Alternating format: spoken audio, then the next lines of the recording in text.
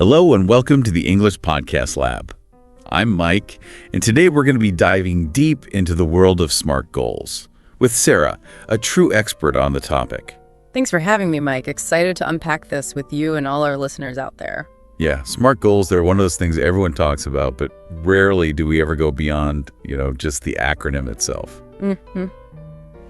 So today we're going deep. Okay. We're going to explore why this method's so popular, the pitfalls to watch out for, and even share some real-world examples to help you really grasp this whole concept. Sounds good. So Sarah, let's start with the basics. What are SMART goals and why are they such a big deal? So the SMART acronym is basically a framework for setting objectives. Mm-hmm. It stands for specific, measurable, achievable, relevant, and time-bound. And I think it's become so popular because it just gives people this clear structure for goal setting, right? You're moving away from those vague aspirations and toward those concrete, actionable steps. Okay, so let's break down each of these terms then. What does each element of this SMART acronym really mean in practice? Yeah, so specific means that your goal is clearly defined, right? There's no room for ambiguity.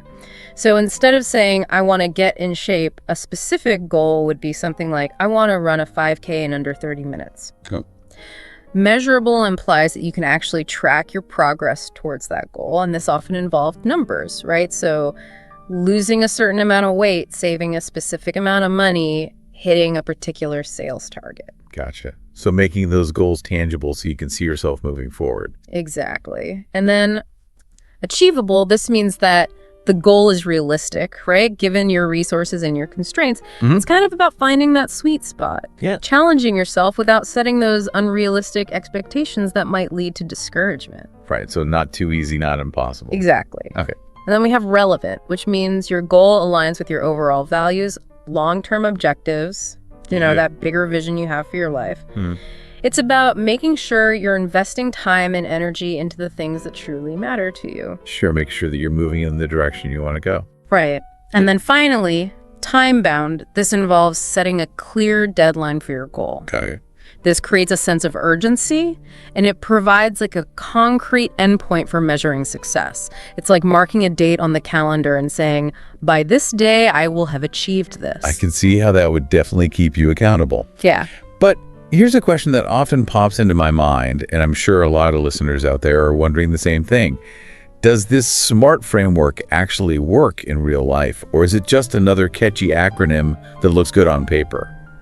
I mean, it's a fair question, and to be honest, it's not a magic bullet, right? No system is. Right. But research and anecdotal evidence suggests that using the SMART framework can really increase your chances of success. Okay. It's about being intentional and creating that roadmap for your goals rather than just hoping for the best. So it's less about rigidly sticking to a formula and more about having a structure to kind of guide you. Exactly. Yeah. And even if a goal doesn't perfectly fit all 5 of those SMART criteria, the process of thinking through each element can still be a really valuable learning experience. Yeah. It can help us clarify what we truly want and how we might go about achieving it. I love that perspective. It's about the journey, not just the destination. Yeah. So let's say we're ready to embrace this SMART method. How do we actually go about creating a SMART goal? Walk us through those steps. So you want to start with specific. So thinking deeply about what you actually want to accomplish. Use action verbs, specific details, and it can be helpful to ask yourself those 5 W questions: who, what, when, where, why. So instead of just saying, I want to write more, what a specific goal might be, I will write 500 words every day before noon for the next 3 months. Perfect example. You've clearly defined what you want to do and you'll do it for how long. Okay. Now let's move on to measurables. So how will you actually track your progress? Okay. What metrics are relevant to your goal? So for weight loss, it could be pounds lost or inches off your waistline. For a financial goal, it could be dollars saved. Yeah. It's about quantifying the progress. Absolutely. And now let's consider achievable. This is where honesty comes in. Okay. Assess your capabilities, your resources, and limitations. It's great to push yourself, but setting unrealistic goals is only going to lead to frustration. Yeah.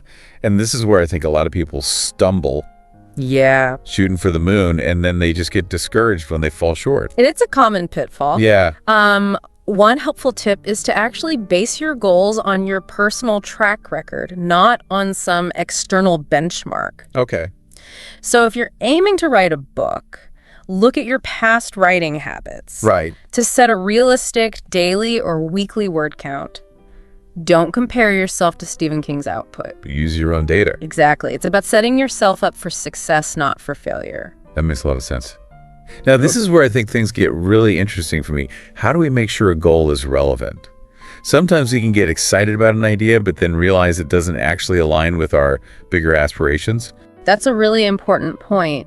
It's crucial to ask yourself how this particular goal contributes to your overall vision or those long-term objectives. Right. If you can't draw a clear connection, maybe it's not the right goal to pursue right now. So, for example, if your long-term goal is to launch your own business, Yeah.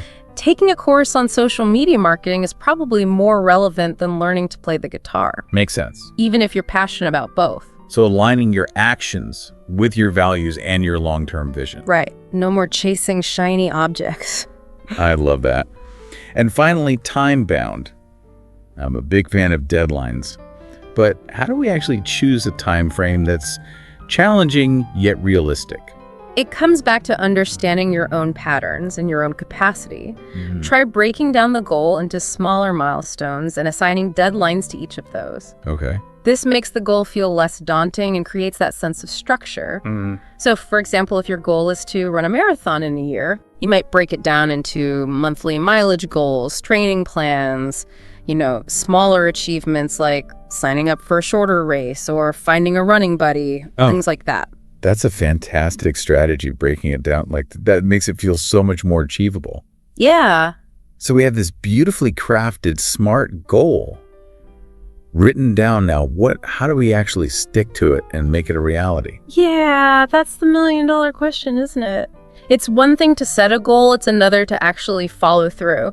So I have a few tactical tips that can help you stay on track. Okay. The first one is don't just keep those goals floating around in your head. Right. Write them down, make them visible, put them somewhere that you'll see them every single day. Okay. It could be a sticky note on your computer, a whiteboard in your office, or even a vision board that you create. Yeah. I think having that visual reminder can be so powerful to get a constant nudge in the right direction. Absolutely. And Yeah. second, consider sharing your goals with someone supportive, someone who can hold you accountable. This could be a friend, family member, mentor, or even a coach. Having someone to check in with and celebrate those wins with can make a huge difference. It's like having a cheerleader in your corner rooting for you every step of the way. Precisely. Never underestimate the power of external motivation. And third, this is crucial, regularly evaluate your progress. Don't wait until the deadline to see if you're on track.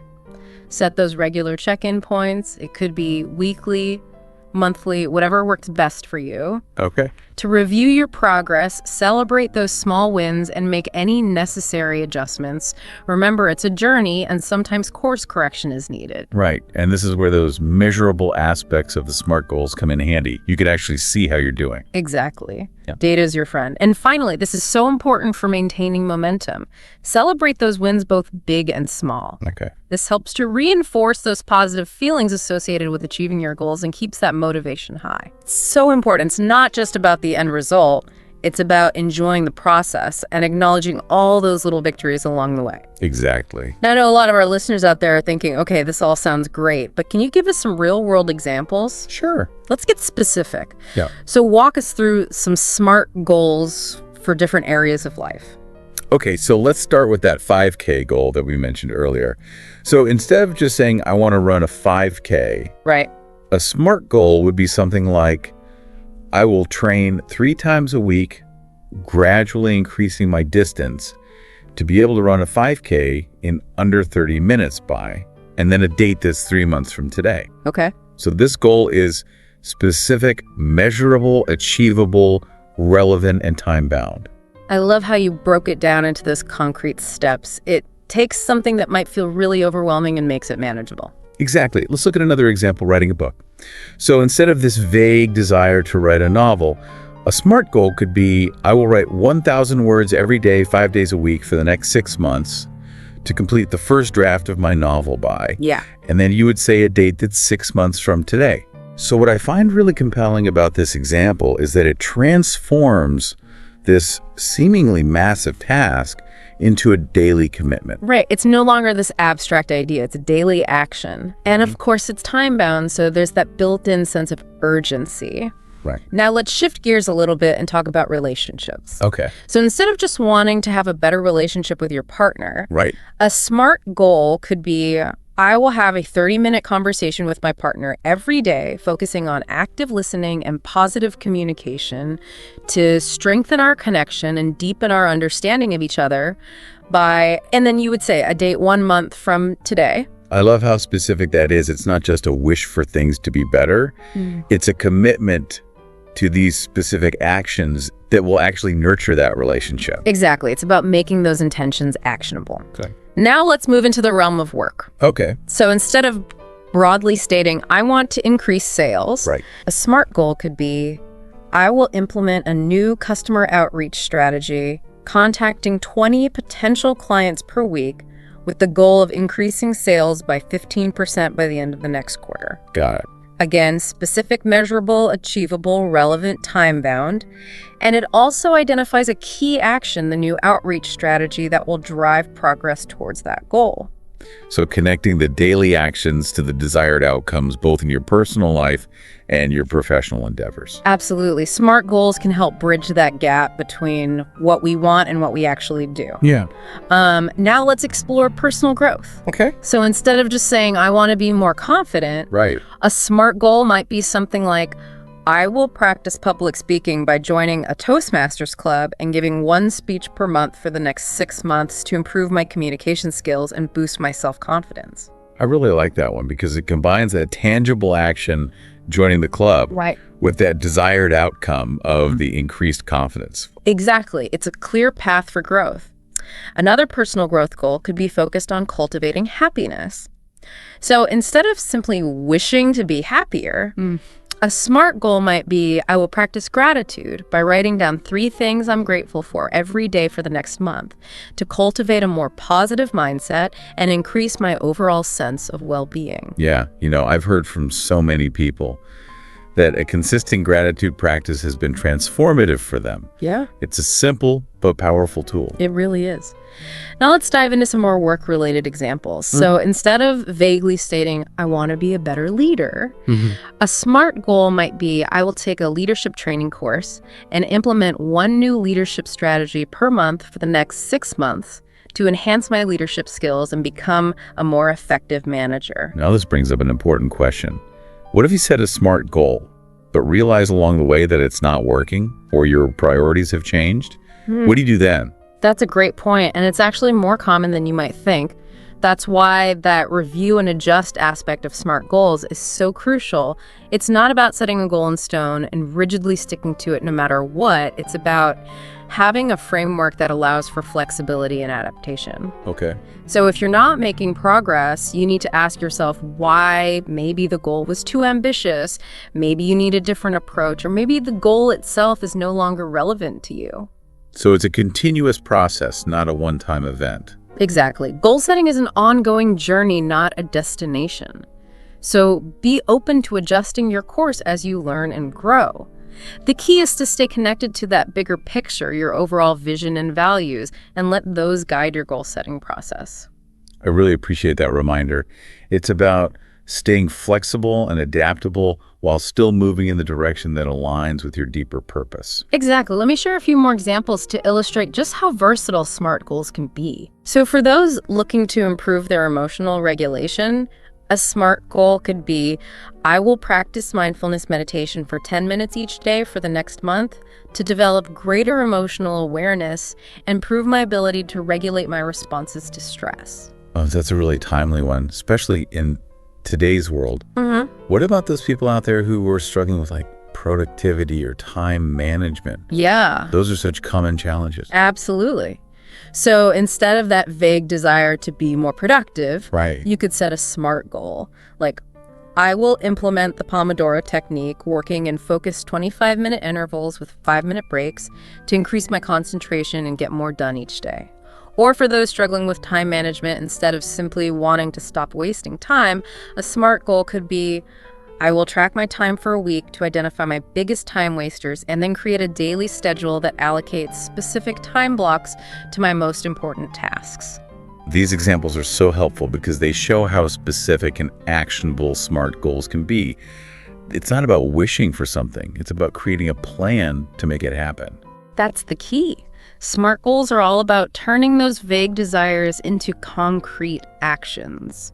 And remember, even if you don't hit every single target perfectly, the process of setting SMART goals and working towards them can be incredibly beneficial in itself. Yeah. It helps you develop that self-awareness, prioritize what's truly important, and build momentum towards your goals. It's like you said, it's bridging that gap between what we want and what we actually do. Exactly. So many great examples. I mean, we've covered fitness, creative goals, relationships, work, personal growth. Is there anything that SMART goals can't do? I mean, what about something like, forming a new habit, like waking up earlier? Oh, yeah, definitely. So instead of just saying, like, I want to be a morning person. Right, which can feel very daunting. Which can feel very daunting, exactly. A SMART goal would be, I will go to bed 30 minutes earlier each night and set my alarm 15 minutes earlier each day for the next 2 weeks, aiming to wake up consistently at 6 a.m. by day, and then you'd fill in the date 2 weeks out from today. Well. So you're gradually shifting your sleep schedule, which makes it much more sustainable. That gradual approach is key. I think instead of shocking the system, it's a much gentler way to kind of adjust. What about like those bucket list type goals, like learning a new language? Oh, those are great for SMART goals too.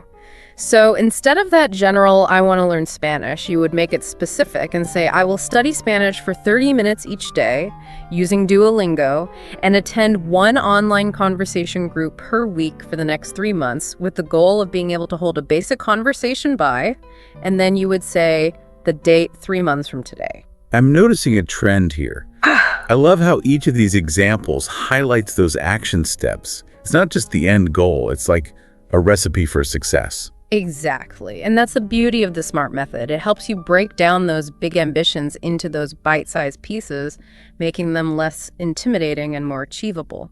Sarah, this has been such an eye-opening conversation. I feel like I have a whole new toolbox for approaching my goals. Thank you so much for sharing your expertise with us today. It was my pleasure. I hope all of you listeners feel empowered to start setting and achieving your own goals out there.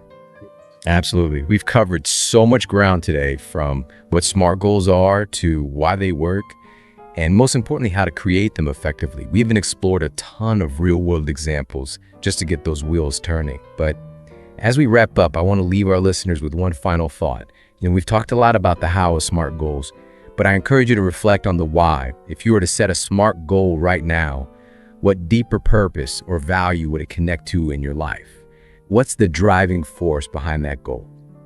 Think about that. Let us know in the comments below. We'd love to hear what SMART goals you're currently working on. And don't forget to like, share, and subscribe to our YouTube channel for more insightful deep dives just like this one. Until next time, keep learning, keep growing, and keep reaching for those goals.